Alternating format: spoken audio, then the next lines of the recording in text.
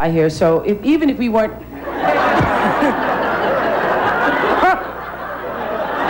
It's Hollywood. Welcome. So even if we weren't here in the Improv today, would you guys be hanging out together somewhere? Doing something? Yeah. Mr. North says he possibly would.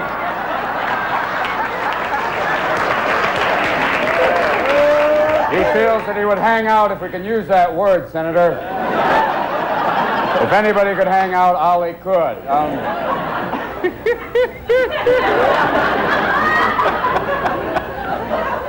Well, Billy says since it's Saturday, we'd be home making knishes.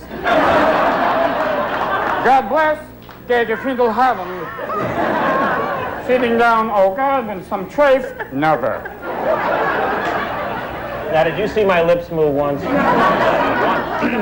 Not once. Dudley, what would you be doing if you weren't here right now? Cleaning your oven. Well, I think that's a very personal question. Cleaning my oven. I just love listening to. Sorry, Robin. Now, so just before you came on, Billy said something to you, and you just cracked up. I mean, it was a genuine guffaw, crack up. So what was it that he said to you back in the hallway just a few minutes ago? You think I'm going to tell you? Billy was saying that he was doing a show or something, and they were just with whomever he was working with. They were giving the Alan King, just doing punchlines. So there was a great flurry of punchlines coming out there, which were very amusing. In other words, you had to be there. Oh, God. Yes. Do you feel is there competition between comics? Is there? No, I don't think so. No, absolutely not. It's like a brotherhood, like a monk kind of thing. I love to watch. I really do. I do. That's fine.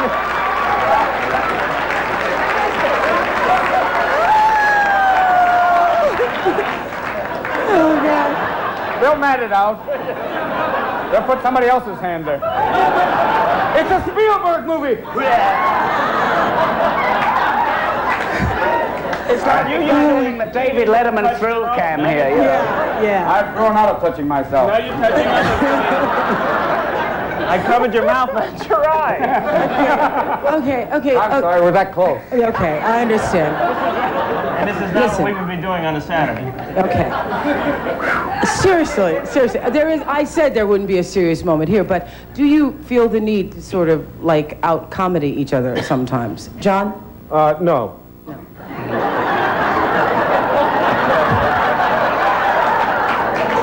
Okay. So who makes you laugh? Do you make yourself laugh? Oh, yeah.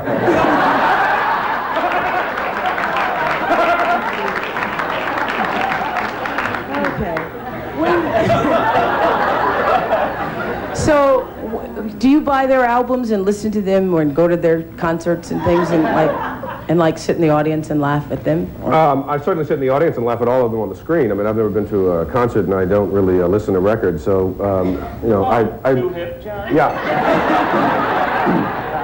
We don't have anything on CD yet. We had it on CD. Unless I can be there when they create it, I don't really listen to them very much. Really? So I wonder if you guys are like this all the time. No, you should have seen it backstage. Well, as you know, it was very quiet there. There were these depressed criminals hanging out there, But I think that Billy and Robin are extraordinary. I mean, I'd like to relish this moment of complete silence. And total lack of creativity on my part, but I love watching them. I think they're two of the most extraordinary comic minds I've ever come across. God knows I've come across many. Do you think that yours is also one of them? I'm not of that ilk. I will come to this place and I will watch people on stage and be constantly amazed that people will get up and do this stuff. Those of you playing the home game, if Dudley uses the word ilk twice.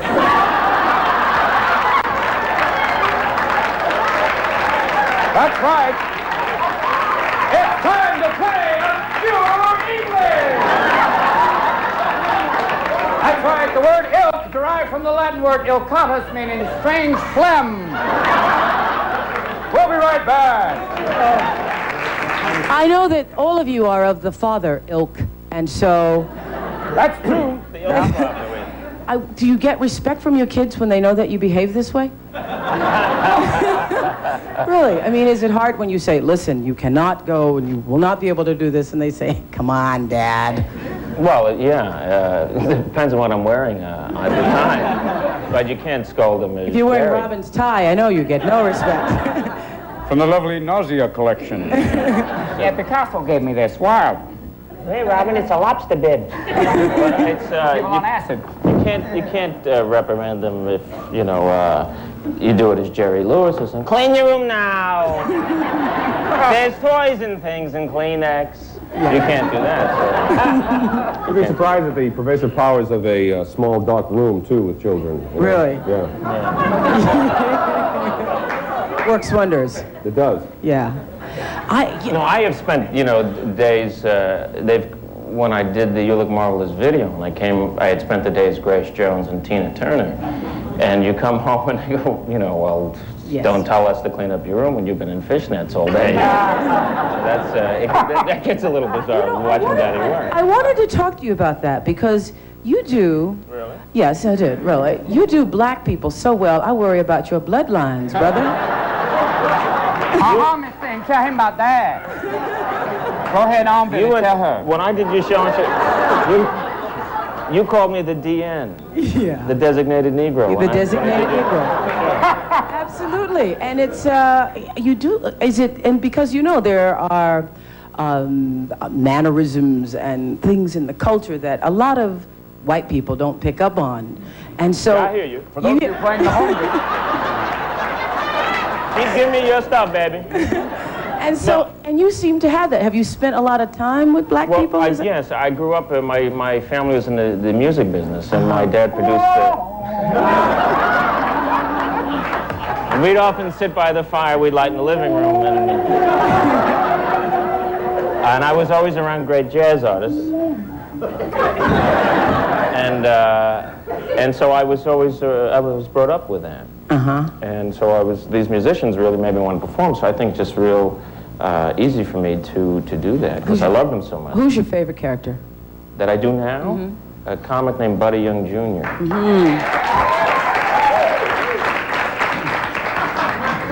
I tell you, it's nuts. I tell you.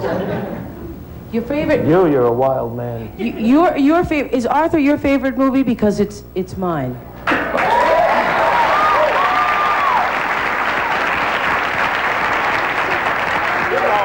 I guess like Rabbitess wasn't great either.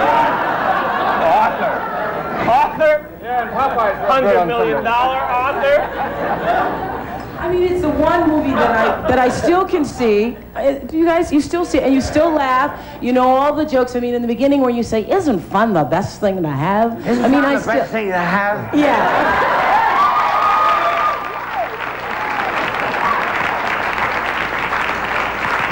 Is that your favorite? I suppose it is. Yeah, I mean, I enjoy all the films that I do with a great passion, but I don't know, that character I love doing because it's sort of easy. I don't know why. Maybe because I've been pissed out my head so much.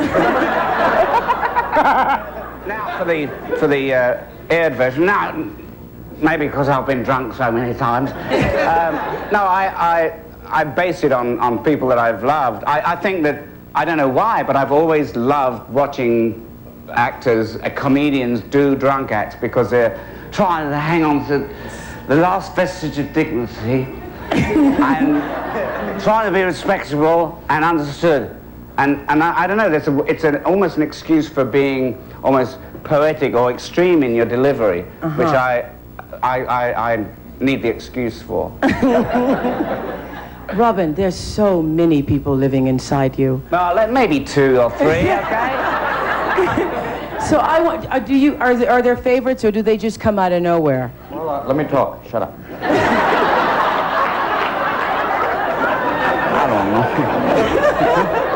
I don't know. Some of them, no. It's all right. It's safe here. These people are... Everyone likes you. Yeah, they like me. They do like you. That's what... I like you. Not you. I like you. They come out sometimes, yeah. I mean, different things. You transition out because you know what you are, you know. Thanks. I know a lot, like at the city I live in, San Francisco, you see some unusual people. You know, there's some people there that shuffle to the beat of a different drummer. And it's a game preserve for people, and it's you can't help but deal with you can't help but pick up other stuff from that. I think, you know.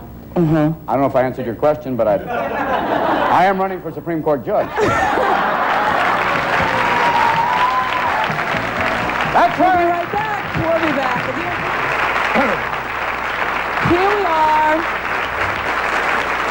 Here we are, hanging out at the Improv. I was wondering, this whole success trip. I know you've won 3 Emmys, and when you get the first Emmy, you say to yourself, "Oh, this is really great," and you thank your mother and everybody you ever knew in your whole life. And then you get the second Emmy, and it's really kind of exciting. And then the third year you're up for the Emmy. Oh.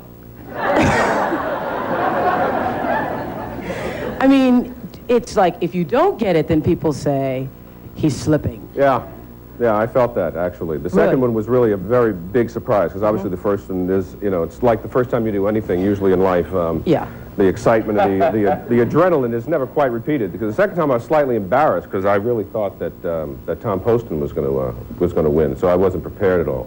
The third time it was like the imposter didn't show up. I was there, and there was more pressure. There really was more pressure for that one. You know, just the way I felt, but on winning it, I was very grateful. And now I'm going for a set of bowling pins. I want to have a... Yeah, you want them all. What are all these awards mean? Because you've won 3 comic awards this year already, Robin. What do they mean? Yeah, what does it mean to you?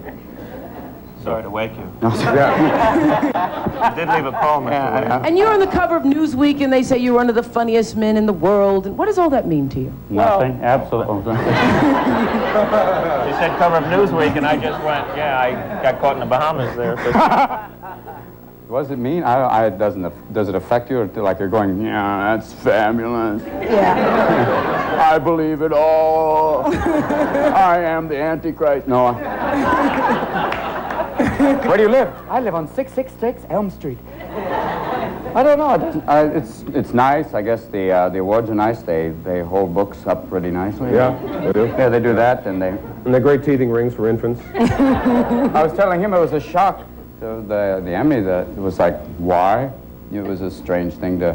I was at home, and I wasn't there. You asked why I wasn't there, because my father was ill, but I was watching, and I went, yeah, right. All right, just so that everybody knows what kind of man Crystal is also, I presented the award that Robin won. We were nominated... Crystal offered me $50 that no matter what name was in the envelope, if I... It wasn't 50, it was a crumpled 5. Let's tell it like it was. Well, I've been nominated for 2 Emmys. The last 2 times I've sat across from John. If I'm honored to be nominated again, I'm going to request not to sit. What's the hardest moment? When the names are being called? It's the worst. No, the worst part is when your face is on the camera. Now, I've not experienced this, but when they don't say your name. Yeah. I would...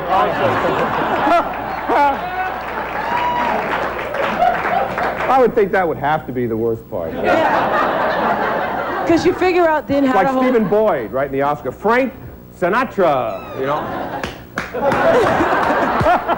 I think it's that, and also bringing your tuxedo back to the tuxedo rental the next day. I would think... Oh, yeah, put it over there. That's hard. I would think you all had your own tuxedos by now. People who are in relationships, I mean, really. It was a joke. You know, Al, one thing... Attack now. All of a sudden, one moment you're with us, the next moment, Really? What is this? What are you wearing? What is this? What is this? What is this, the end of the viewing day? What is this? I'm sorry, what is she saying with that thing? What is this saying? It's saying color, See me, okay. All right. All right, I see it. I know, I'm sorry. I know, look at me, I'm attacking you and I'm wearing something. I know, I'm wearing this. I know it's like a leper looking at somebody with acne going, you look bad. I'm sorry. I didn't mean to. Forgive me.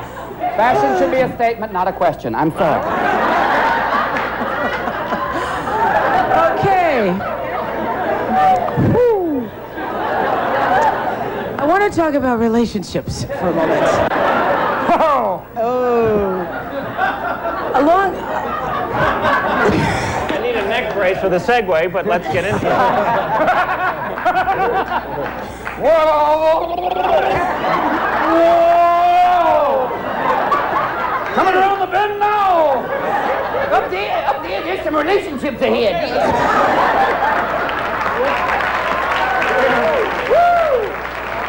That's right. It's the theme show. We're talking about male lesbians. Why? Sorry, it came out. I live in San Francisco. It's okay. Okay. The biggest complaint that women who are in relationships with you have, Robin, is what?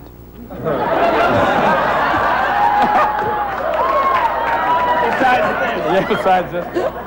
Me. Oh, about you, Yeah, really? just me. Me as a person that I'm working on that. Yeah? What you talked about earlier, the problem of different, Jesus, I feel like I should be lying down going, well, why? So what if my mom was a man? I guess it's On me. this show, that wouldn't be surprising, I know. We'll be right back. Oedipus, nice to have you on the show. How's your mama? She's not bad. I miss her. I think it's Maybe self-obsession?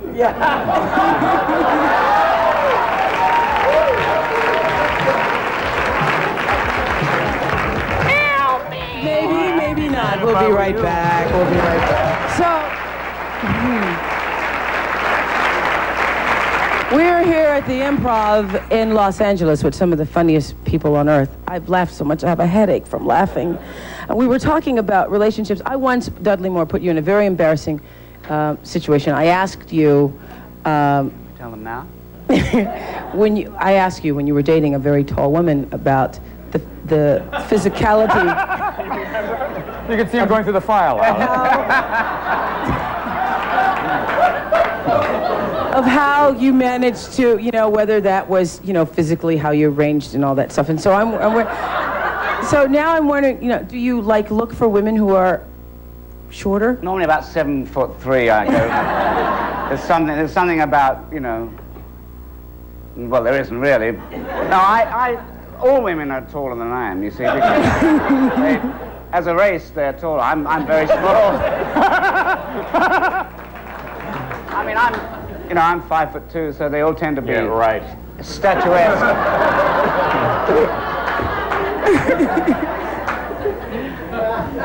Is there a way of cordoning off this section? And so? And so what? And so? So what? So nothing. So absolutely nothing. Night after night after night. After a while, there you are, you feel like a Jesuit basketball coach. Shoot the hoop, just get it through. That's it. Good game, boys. Good game. Okay. Your wife's biggest complaint about you? Did I get out of that one? Yeah. John? What? Your wife's biggest complaint about? The fact that I'm the 3 of the 5 biggest slobs on the planet Earth. Oh, really? Yeah. Yeah, I have to have lots of things around me, and I don't like throwing anything away, particularly anything that has print on it. So, sort of like I feel sort of like Burgess Meredith at the end of a Twilight Zone most of the time. There's nobody in the world except me and all these books, and I just broke my glasses. But I have to have them all around me all the time. And you collect? Don't you collect first editions? Yeah, I buy a lot of books. Yeah. Lots of books. What's your favorite? Scrolls, you have that? Yeah. I've got the illustrated Gutenberg Bible. It was a real That's a trip. classic. Yeah. You have the Sanskrit, the early one, I've got the no. It was originally. It was translated from the Lithuanian to the transcript. I have Sanskrit. I have the original. I only buy the originals. 1952 Mickey Mantle's rookie card. You know how much that's worth? About $3,000. about between $3,000 and $5,000. Yeah, I collect baseball cards too. You do that too? Don't you do that? I thought you did that, Billy. What? Baseball cards. I'm a grown-up, Oprah. I have labored hard to achieve that status. Well, you should. I have some, yes. Yeah, I was said you should talk to the people. What are you, nuts? I have the models, too. I have the babe pointing. I have Vicky Lefty handwriting. A really bad Hank Aaron, which is like that. And a very rare Alan Carr model, which is, that's something. Just the caftan, yeah. Wow. Do you guys, when you're out, have people coming up to you trying to out-funny you? Especially, I know. I mean, to you, even today when I saw you again, I had to make myself not say you look marvelous. Yeah, which is like, it's old. It's now. so old. But it's we all get it, I'm sure, you know. Yeah. I think it's a little different with... I thought I was talking, John. If you take a breath, that means... Oh, is that how it's going to be? Yeah. Oh, great. A leather overcoat, and that's it. The Kurt Bornheim collection. Look at this from the lovely Rudolph Hess look. I just said that. I'm sorry. So now we're stealing like while I'm out well, there. now that it hit me at the same time. It It didn't hit you at the same time. was a I second said it. behind, all I right. say it, you do it. Oh, This no, is what is it's- happening here. It was an influence. It was No, there. I said it, and then you Oh, took it right out of my mouth and said it. And claimed it as your own. I didn't claim it. You claimed it as They your own. heard you too. Your Honor, what can I say? Members of the jury. He thought it's a leather coat. Okay, go with it, man. It's yours. It's okay. The moment has passed. Billy? Yeah. You were talking. No, it's okay, I'm done. I forgot what we were talking about. You know what? I think because, in my case anyway, I play basically the same character every week. So Yeah. people have a tendency not to walk up to me and consider me a comedian. They consider me Dan Fielding, this chauvinist, misogynist with misanthropic overtones guy. Whoa, that's right. For those of you playing the home game, he's off the chart. He's off the chart. He gets the winning left on the roll. Second award. All right, one more. Just So, it may be male or may not be. the Oprah Winfrey Show is coming to you today from the Improv here in Los Angeles. It's quite okay, guys. You wanted to say what? Yes. Robin, recently having a child, how has that affected your comedy? I didn't have it, no. Baby, but It was so painful. It was like passing a bowling ball. How was it affected? It's wonderful. It's a sobering thing that I used to see with Billy, too, that it connects you. We talked about that before. All of a sudden you feel like, I am now part of the human race. It's connects you to a sense of time, you know. It was yesterday, there was a funeral for my father, so it's, people go, oh. It was fun, we did a mesquite thing. He would like it that way. It's a Marin County custom. Everyone gets together. But it connects you to a whole sense of, it was wonderful to see my brothers there, and Zachary came later. And it's a whole process. For me, it grounds me in reality. As much as you say I'm out there, that it gives me a real sense of soul. And it was for the first time talking about those things that it's like, it's addicting in a wonderful way. Even at a funeral for your father, you find some humor? Yeah, I did. My mother was wonderful. We talked. It's a wonderful thing. It's like there are certain concepts of some cultures have of that. Death doesn't have to be like, dear Lord, we are interring the body now, putting it in this varathane box so everyone could go for years. My God. Yeah. There was a sense of joy, a sense of sadness, but a catharsis that was wonderful. Yeah, it was funny. We had wonderful, funny stories about my father. My brother told great stories about him. My mother. It was a wonderful thing. Because had your father been sick for a while? Not anymore, no. Yeah. I know, had he been sick for a while. Sorry, he'd like it that way too. He's standing behind me going, Keep going. He had been, and then he got well, and then he suddenly died. But he was very peaceful. That was another thing. Two people say, I'm so sorry about your father. My mother came down and said that they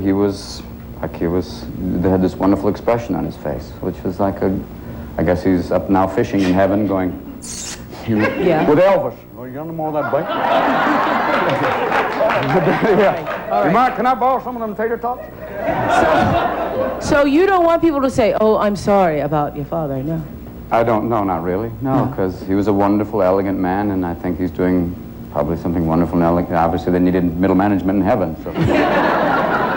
Okay. All right. Yes. I'd like to know from each of you who's been your greatest comedic inspiration.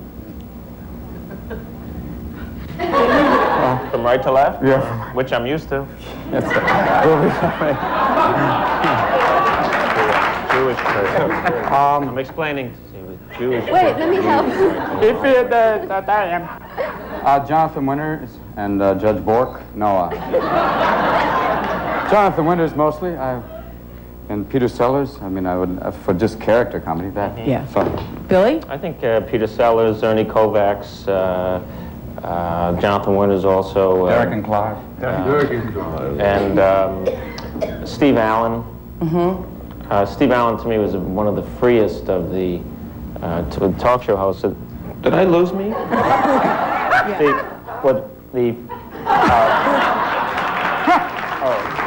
I'm kidding. Because, you see, never throw anything away, you said, right? Never throw anything away? This is how we used to act. Anyway, Steve Allen was a big one. Steve Allen was great. So when you finally met, you've met him, right? Steve Allen? Yes. Yes. Yes. What was it like for you? Well, it was great because if you remember his show, which was opposite Ed Sullivan back then. I'm older than you, so. Yeah, a little. He had a sketch called The Man on the Streets. Yes. And he had Don Knotts and Tom Poston and Louis Nye, and I was a man on the street in one of his specials, and it was very exciting to me. Okay. Dudley? Oh, endless list, I suppose. Peter Sellers, Fernandel, who I don't think many people know over here. Yes. Who? Fernandel. Okay. I never knew whether he was French or Italian. I think he was Italian. Terry Thomas. There was a whole slew of English actors that I loved, and Benny Hill. Foster Brooks. No, Benny Hill was about my age, so I wasn't really influenced by him. I missed all the musical stuff in England, you know, the variety stuff that we had going, unfortunately. So I didn't see Sid Field and all the great performance of that period, which obviously nobody saw here. And for you, John? As a kid, I really must say Gleason and Art Carney were phenomenal. We'll be right back. We'll be back with more. If you're just tuning in, what a shame, what a shame. You've missed a really great first half hour because the Oprah Winfrey Show is here at the Improvisation in L.A. today.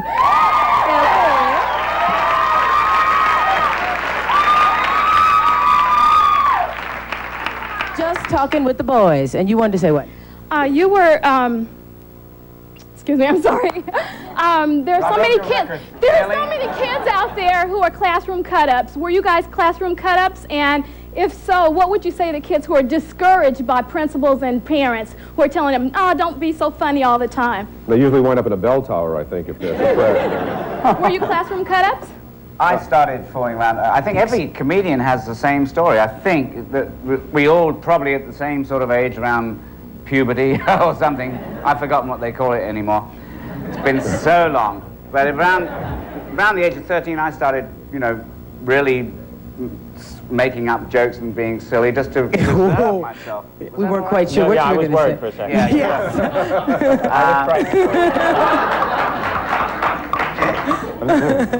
You see how enraged comedians really are, you see how terribly angry. Yeah, it started with me when about 10 years old. I went to Catholic schools most of my life, and most of the time all boys schools, so you had to be... Do you have a lot of repressed something as a result of that? Repressed? No, not anymore, no. You know?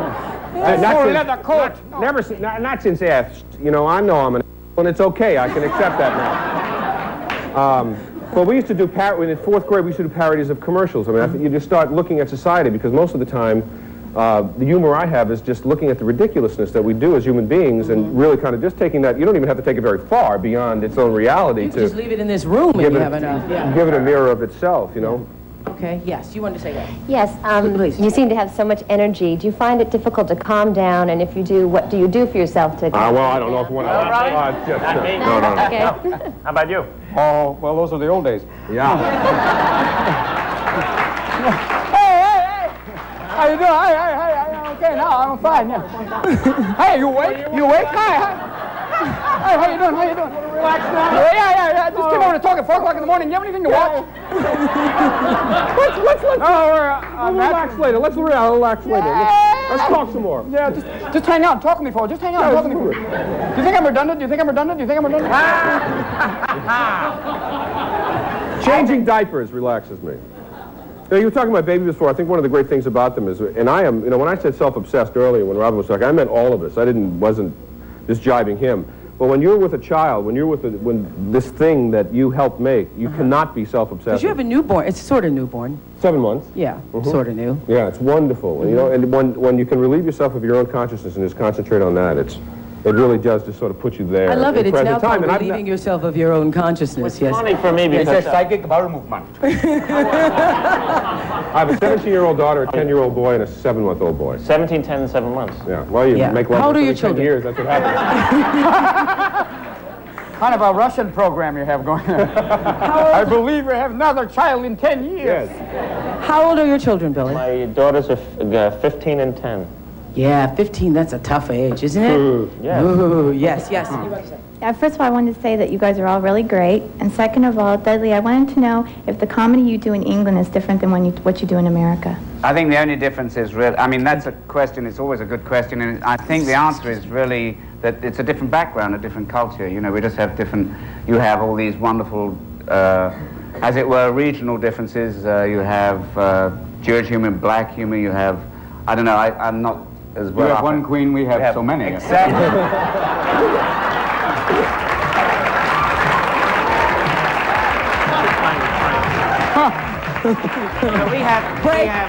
Break. We'll be back.